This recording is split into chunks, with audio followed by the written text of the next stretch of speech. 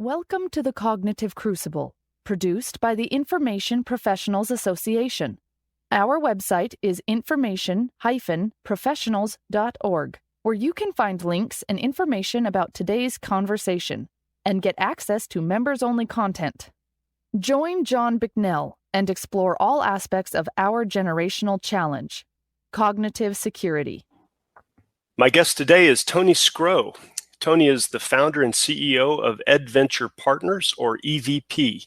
EVP builds industry education partnerships for economic and societal challenges by connecting students, educators, and industry leaders across 900 universities and 76 countries. Tony has more than 40 years of experience in marketing, advertising, and promotion. Tony Scrow, welcome to the Cognitive Crucible. Thank you, John. It's great to be here. Fantastic having you. Well, I want our listeners to understand and know that your firm, EdVenture Partners, it's a bit of a play on words. It's not adventure, it's EdVenture with an ED for education. And you guys have a fantastic motto, which is "The time is now." I'm hoping that you can help fill us in on some of the background there. I would love to. Well, when you take a look at what's happening in the world, there tends to be a sense of urgency. And for our organization, after 9/11, I received a call from the White House. It was the National Security Council.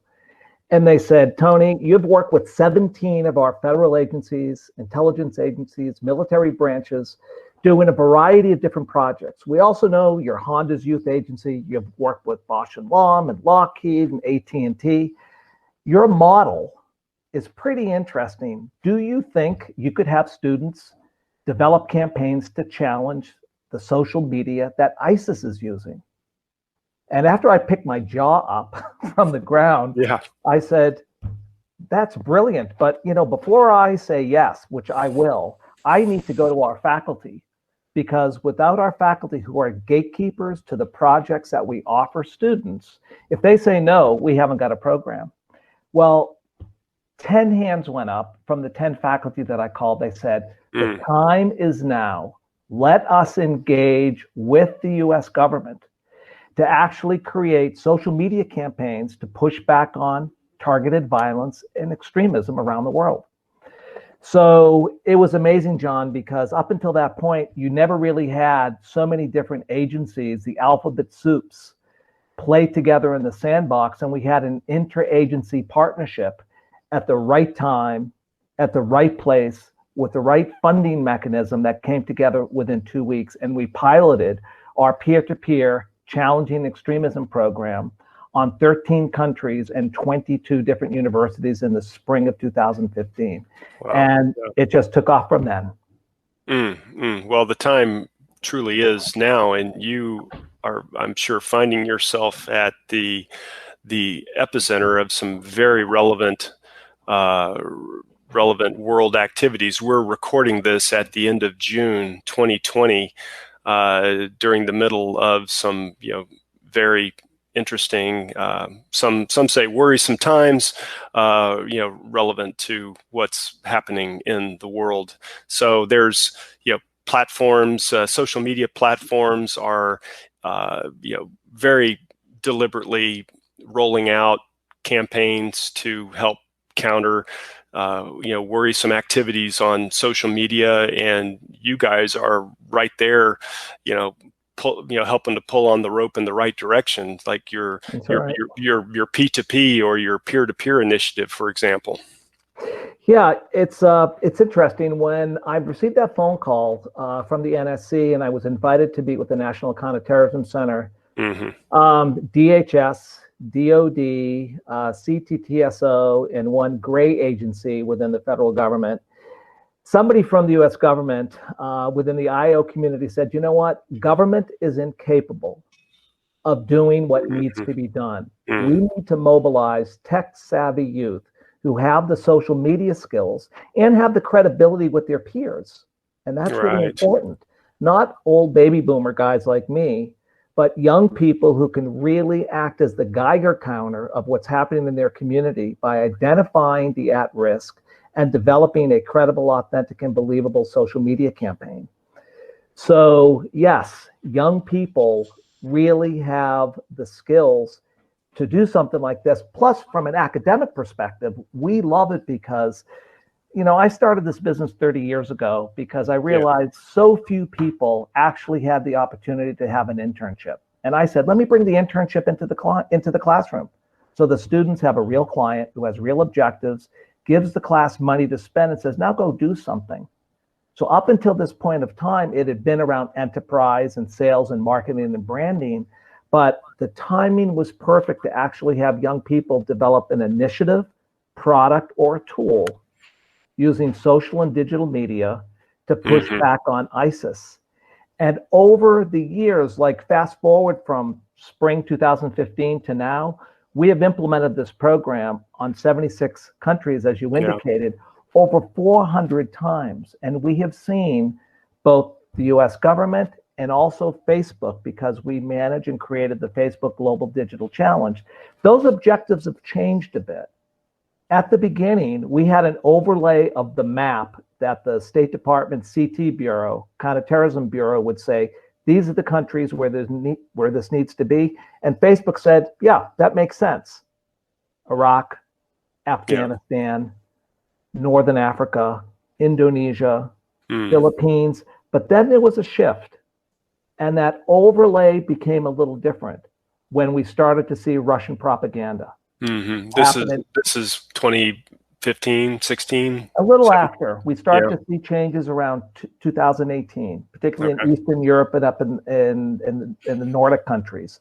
So Facebook was smart in saying, listen, let's open the aperture. Instead of it just being extremism and CV and PVE related, let's open the aperture to see what people can come up with in these countries where there are real issues with regard to media literacy, Russian propaganda. That's been exciting to see how students picked up on that. So these peer-to-peer or P2P projects are youngsters who are supervised by professors or faculty members, and they have these creative projects to help counter online threats. Exactly. So the way the process works is, John, you teach either marketing, social media, advertising, or it could be peace and conflict studies. It could be Western political thought. It might be a special topics course where you want an experiential focused topic over the course of 15 weeks for your students. Our peer-to-peer model is embedded into the syllabus, where students earn anywhere from 50% to 100% of the grade developing a program to make the world safer. We will take a class of historically 20 to 25 students. 75% are undergraduate, which would be junior and senior level, 300 and 400 level courses. The others are master's or MBA level. Right. And we break the class up into a real live social media agency. We break it up with a president or an account director. Then we have advertising, app development, budget, because we give the class $1,000. Graphic design, social media, video production, public relations, strategy.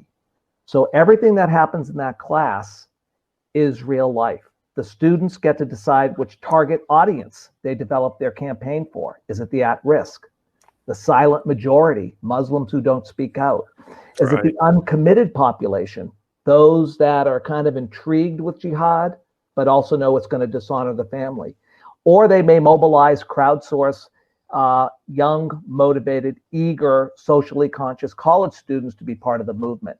So they get to decide the target audience for their campaigns. They have complete latitude. Right. And before we started recording this discussion, you were telling me about an especially interesting case with Ukraine, I believe. Yes. I had the opportunity and the honor of speaking at Cyber Endeavor 2019 at the SRI Institute, where we met. And unbeknownst to me, the Ministry of Defense was in the audience from Ukraine, and knowing that the focus of the Cyber Endeavor conference was IO, I had a couple of really good examples of what peer-to-peer university students, particularly at Maastricht University in the Czech Republic, had done with a program called Fakescape, Escape Fake News. And John, it's brilliant, absolutely brilliant. The Ministry of Defense folks came up to me afterwards and said, we need this in the Ukraine. Will you come join us in Kyiv and make a presentation to a number of people, both at the military academy level and the government? And fast forward, in September of 2020, on 11 campuses in the entire country of Ukraine, university students and military cadets will be developing campaigns to educate about media literacy, disinformation, and source verification. They get to do the program either in Ukrainian, Russian, or English. We give the students entire latitude based upon the target audience and where in the country they want to implement this. This has genuine ramifications for educating a society that's being bombarded by Russia with disinformation. And it's very real. I've been there twice now, and I talk to educators and the Ministry of Defense, and there needs to be an offense against Russia's offense with social media. So this is a frontline effort to mobilize society by invigorating youth to develop these campaigns. And we're thrilled because it's happening. It's happening all the time. I mean, just take a look at the US. Right. Well, the old adage of reading, writing, and arithmetic is no longer sufficient for the digital age, and equipping the next generation with the toolkit that they need to go out there and be successful and mitigate their risk and for not being vulnerable to all kinds of misinformation, which is just everywhere. And your projects here across the world are aimed right at the heart of contributing to a solution there. Right at the epicenter. And I have to tell you, when you think about social media, you know what it is that young people want to do more than anything is make highly entertaining, valuable, effective videos. That is the absolute most effective way that we have seen how youth mobilize social media in addressing targeted violence, hate, incels, whatever the social impact issue is, videos. Because not only are they Hollywood production value, I mean, we're seeing stuff coming out of Serbia that could win an Emmy. I mean, unbelievable. Out of Lagos, Nigeria, that is just, I mean, you weep when you see what students are capable of doing. But also on YouTube, the dialogue, the discussion, the comments that these videos generate are really very powerful. So it engages the audience. So videos, and I mean, you have your iPhone or your Samsung phone, you can do anything. So the video is a very powerful tool in addressing some of these social ills. Right. You're also involved in another campaign sponsored by the McCain Institute, I believe. Yes. All relevant here, all part of the P2P, but those university students put together just some stunning videos, and a couple were just amazing presentations all about countering the incel movement, the involuntary celibate movement, and some of the, not some, but the general misogynist and potentially violent tendencies of the young men who find themselves wrapped up in that incel movement. Yep. Well, you bring up a good point. What we've learned with peer-to-peer, John, is we don't want our program to be prescriptive. By that, I mean, when we define what the objectives are, we keep it broad enough to allow for various interpretations. And you saw that with our program with the McCain Institute, which is to design campaigns to prevent hate and school-based violence. So when we say we want you to create an initiative, product, or a tool to prevent hate and school-based violence. Well, as you saw, Missouri State University said, you know what, we really want to come down the age ladder and talk to third, fourth, and fifth graders who are in the formative years of either developing or not developing empathy, tolerance, understanding of their fellow students and friends. Or at Arizona State, where there is a problem with microaggression and young men who can't get dates, involuntary celibate, incels who are violent. And in their video, they demonstrated the destruction and the murder that one young man implemented in the community. One other thing that was fascinating that we had to do, and as you know, come March, when the world changed with COVID, our typical in-class model, where we have a professor and the students sitting in a room who work on the project over the course of the semester, within 3 days, we had to pivot to an entirely online distance learning peer-to-peer program. And these students did it. And we were happy to see our model was able to accommodate that pivot in education format. But the peer-to-peer project with the McCain Institute was, I love it because it's domestic. And Lord knows we have a lot of problems right here with hate and violence, and particularly school violence. Yeah. Well, as the father of a 13-year-old girl, everything that you're saying as far as what these the go-to for these young folks and how they engage on social media, video is where it's at. All of that resonates with my parental observations, and so it doesn't surprise me that that's the kind of feedback that you would have from having observed a number of these projects. Well, what we've been amazed by too, and this was a completely unintended consequence, every semester we see approximately 25% of the campaigns, the P2P campaigns that are implemented, continue on after the semester ends. As a nonprofit, as an NGO, as a 501c3, as a legacy program of the university. As an example, the key campaign for third, fourth, and fifth graders, which was the winning campaign implemented by Missouri State University, has applied for one of the 20 approximately DHS grants to sustain and continue on their program. We have a program called Op 250, University of Massachusetts Lowell, who received a $1.2 million grant from DHS to continue its good peer-to-peer work. We have a campaign in Nigeria, Women Against Violent Extremism. It's 4 years old. So there's lots of examples of these campaigns that have truly excited and motivated the young people, the university students who initially went through the peer-to-peer program to say, you know what, I never thought I could do this for a living. This is what I want to do.